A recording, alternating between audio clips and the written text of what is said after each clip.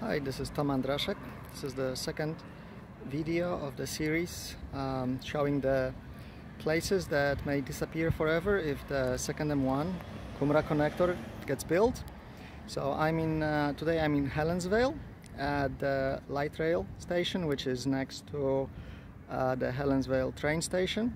So this is the original intra-regional transport corridor. So this is where in 1995 the Koala Tollway was supposed to go, and here we have at Koala. I think it's Koala, yep, from the Commonwealth Games. And so now the light rail has been built, and obviously the second M1 needs to take land that is a bit further away.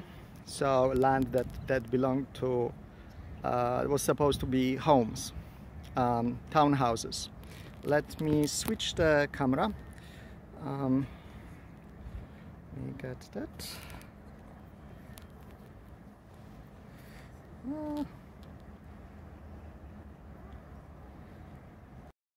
I'm not sure how to do it. That's okay.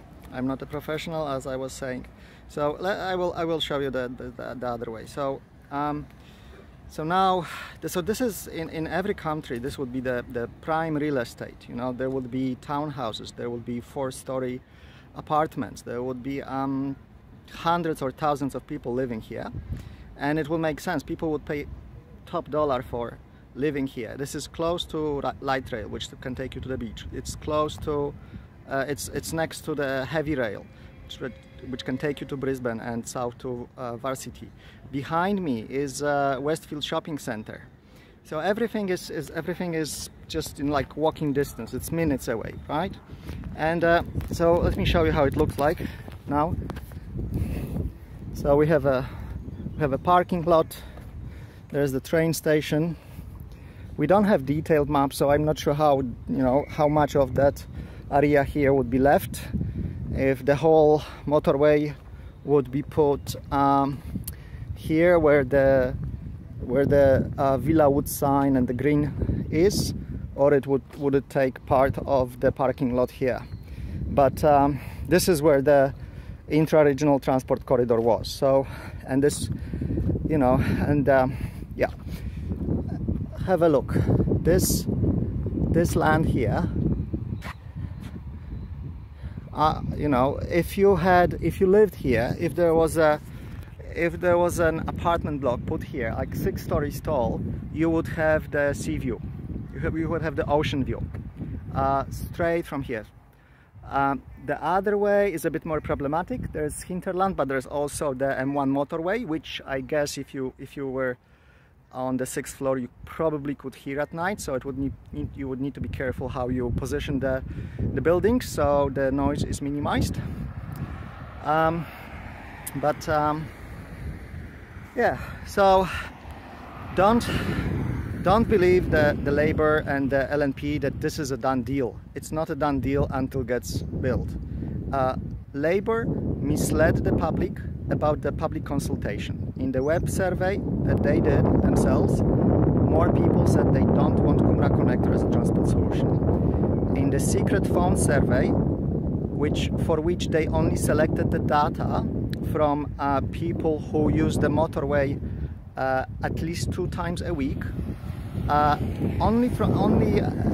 and we don't know what they told them about, they probably told them it was always there, it is necessary, they told them that there's no alternative, everybody should have known about it, and we are just doing it now. So, fine. And you know what? Only 67% of those people said that they want a motorway. 80% said they want a Coomera Connector, but at the time the Coomera Connector was not decided yet it would be a motorway. There was an option that it would be a 4-lane road, like Gold Coast Highway, 70-80 km/h with traffic lights connecting, more like local road for locals, for people from Coomera, Pimpama, Hies to commute to move around better. and only 67% said, yeah, we want a second M1. M1 gets busy sometimes, so we want a second M1. Now there's a lot that we don't know about what TMR did. First of all, we don't get the options analysis. It's secret. We don't have detailed reports from the consultations. They are secret. There's too much secrecy there. So even if Labour loses government, and I think they should lose government because of that, Mark Bailey, Anastasia Palaszczuk, they are responsible for that. It's their names under the media statement. On the summary report, they decided to keep the details secret. They decided to ignore the public and push with something something that is bad for the community. It's on them. So, but even if if they lose and LNP wins, LNP should start from scratch. They should start from options analysis. They should not take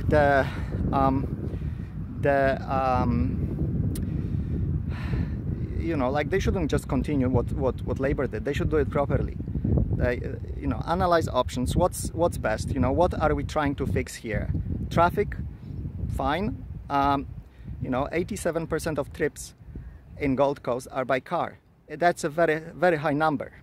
It's comparable with Los Angeles. Do we want to live in Los Angeles, or would we rather be more like European cities where people use different modes of transport, where people go by car when they need, but they also have an option of taking a bus, train, tram, have an option of safely riding a bicycle, walking, right? It's like there's a lot that goes into it, and 2.4 billion, that's one of the figures. It was an estimate done a long time ago for a 4-lane, and I think it was like stage 1 section, which is not equivalent to Labour's stage 1. It was LNP's stage 1, which was only, I think, from Helensvale to Coomera. Michael Crandon, the LNP member of Parliament, Queensland Parliament, said that what Labour got, the 1.5 billion total now, half from the federal government, half from the state, is good enough to put the bridge over the Coomera River. So that's all it is good enough, 1.5 billion. So the total cost of this motorway is going to be probably around 6 billion, which is a lot.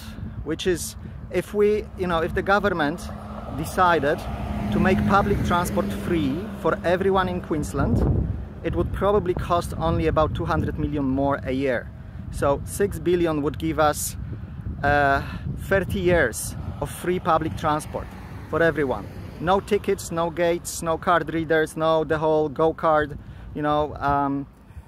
enforcement, anything like that. Just like you use the library, or you use the public hospital, or you go to elementary or high school. You don't have to pay. You don't have to pay for these things. And you know what? Every trip that is by public transport is 1 car less on roads, 1 car less on the motorway. And it's let's try that. Why haven't we looked at that? Motorway also, if a business analysis was to be done properly, it must include other costs, like the costs of accidents, people killed, people injured, air pollution, costs of people getting sick and prematurely dying because of air pollution. There's time lost in traffic. If you're using public transport, you have a seat, you can be productive. You can get your laptop, you can get your phone, you can check things. Sometimes you can work. If you're using active transport, if you're walking or riding a bike, it's actually an exercise. It's good. So the car is needed, but it should be like the last resort, and only only when it's really, really needed, when there is no other way.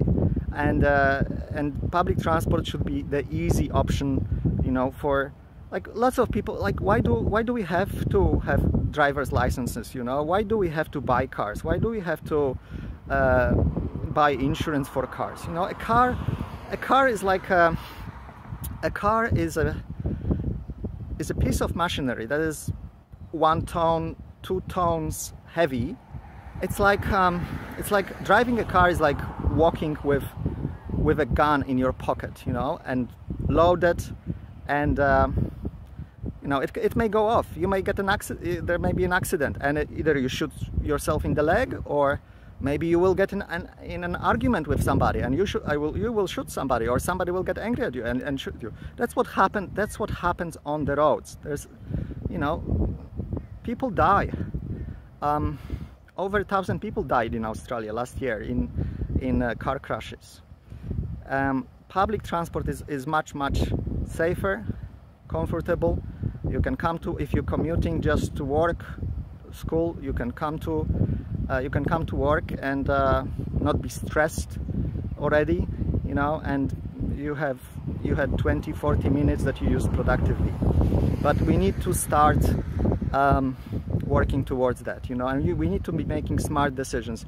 Putting a motorway here in Helensvale, you know, where we have prime land, you know, it's like if you asked people in Europe, you know, where they have in the middle of the city, they have a train station, tram station, shopping center, lots of land around to build apartments, to build offices. We don't have that many offices in Gold Coast, you know. This is a prime real estate, and the government wants to put a motorway here. This is crazy. All right, that's enough for today. I don't want to make these videos too long, but I will make another one tomorrow. Thank you, and stay positive. You know, it's not a done deal. We still can do it. It doesn't have to happen yet. Okay, thank you. Bye.